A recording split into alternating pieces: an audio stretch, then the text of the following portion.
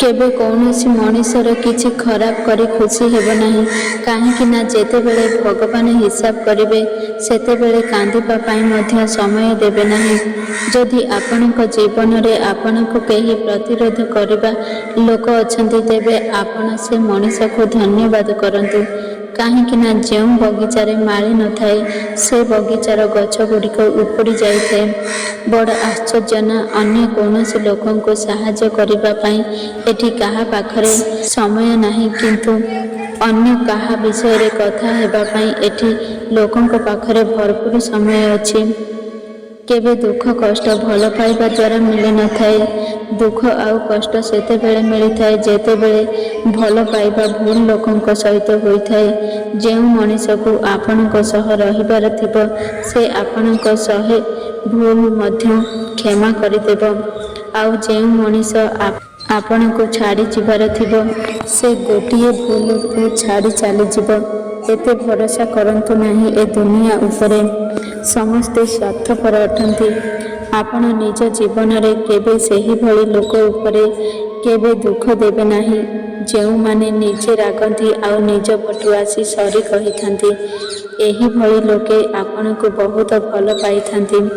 ए दुनिया लोकंक सह संपर्क रखिला परे गोटे कथा जना पड़िला कि बापा माँ छड़ा ए दुनिया रे आउ निजर बोली केही नहीं। बेले बेले मु एमिति लोकंक विषय रे भाबी थाए कि से माने एमिति केमिति होई पारंती।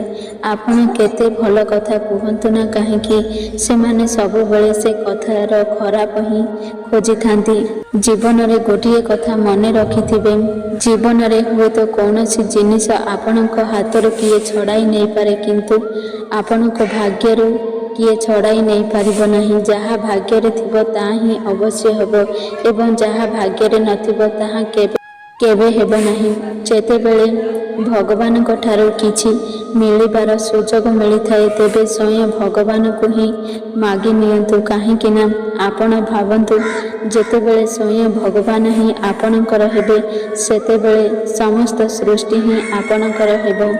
आपण को विश्वास न हेले भी कथाटी सत बिना पाठ पढ़ारे जो शिक्षा मनीष को मिली थाए ताको ही जीवन कहुए। जदि आपण कौनसी मनीष को निंदा करुछंती तेबे मने रखंतु निंदा गोटे आकाश को फोपाड़ुथिबा पत्थर भली होइथाए। से पुणी आपण को ऊपर को आसी पड़िबो आउ से सबको संभाळिबा पाई आपण को भितरे शक्ति थिबा आवश्यक। मु देखिछि किछि लोक किछि भल पाइबा आशारे पाखरे थिबा भल लोकंको एमिति हराई देइथांती। भल पछरे केही मध्य गोड़ाई नथांती समस्ते खराब पछरे गोड़ाई थांती। मद बिक्री करुथिबा लोकंको कुआडे जिबाकू पड़ी न थाए किंतु क्षीर बिक्री करुथिबा लोकंको गली गली बुलिबाकू पड़ी थाए। लोके कहंती टंका पैसा द्वारा सब किछि किना जाई पारिबो किंतु मु कहूछि टंका पैसा द्वारा आपण कौनसी मनीषर भांगी जाइथिबा जीवन को किनी पारिबे नाही।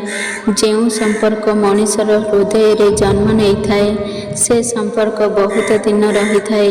आखि को भल लागिथिबा लोके एठी प्रतिदिन बदली थांती। जदि आपण जीवित अछंती तेबे आपण निंदा सुनिबाकू हेबो प्रशंसा को शुणिबाकू हेले मनीष को मरिबाकू हेबो काहेकि ना मला परे ही मनीषर प्रशंसा होइथाए। सम्मान मध्य गोटिए उद्धार परी होइगला लोके नहीं तो थांती किंतु फेराई न थांती। कौनसी मनीष को किछि मध्य फरक पड़ेनि कि आपण केहू काम को केहू उपाय रे करुछंती। लोके केवल लाभ ही देखि थांती। सेथिपाई प्रतिटी काम को भल भाबरे करिबा पाई चेष्टा करंतु।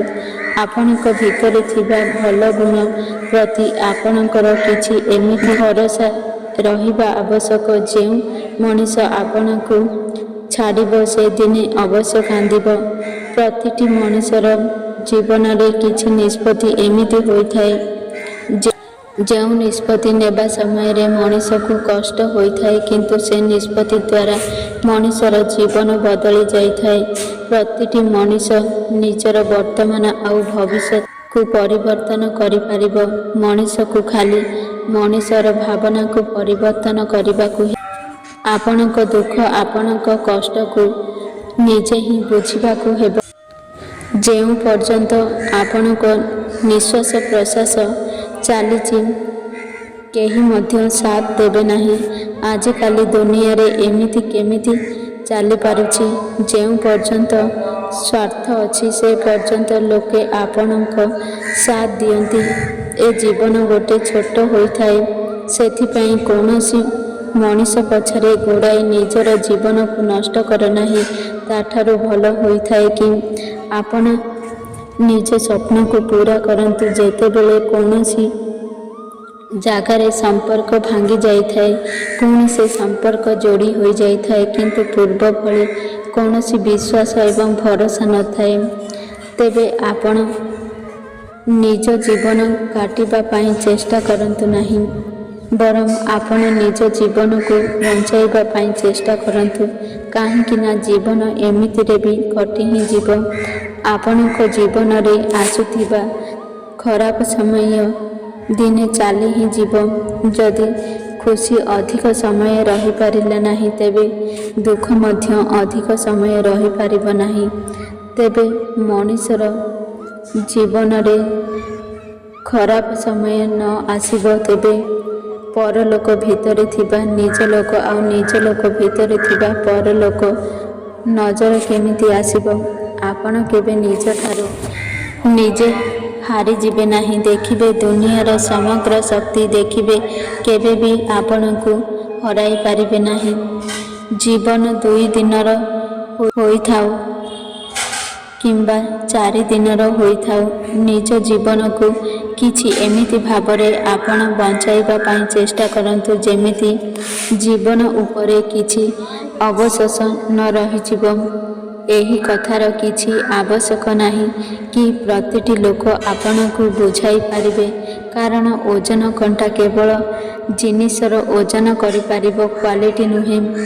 ଆପଣଙ୍କ ଜୀବନରେ ଥିବା କେଇଟା ବନ୍ଧୁ ହିଁ ଆପଣଙ୍କର ଭଲ ମନ୍ଦ ପଚାରିଥାନ୍ତି, ନଚେତ ଆପଣଙ୍କ ସମ୍ପର୍କୀୟ ଲୋକେ ତ କେବଳ କେତେ ଟଙ୍କା ଇନକମ୍ କରୁଛନ୍ତି ବୋଲି ପଚାରିଥାନ୍ତି। ଆପଣଙ୍କ ପାଖରେ 1000 ସମ୍ପର୍କ ଥାଉ ନା କାହିଁକି, ଗୋଟେ ସମ୍ପର୍କ ଆପଣ ଏମିତି କରନ୍ତୁ ଯେତେବେଳେ 1000 ସମ୍ପର୍କ ଆପଣଙ୍କ ପାଖରେ ନଥିବ ସେହି ଗୋଟେ ସମ୍ପର୍କ ଆପଣଙ୍କ ପାଖରେ ହିଁ ଥିବ। ଏହା ବିରାଟ ସତ କଥା। ସେହି ମଣିଷର ଭଲ ସମୟ ଅବଶ୍ୟ ଆସିବ। ଯେଉଁ ମଣିଷ କେବେ କାହାର ଖରାପ ଚିନ୍ତା କରେ ନାହିଁ।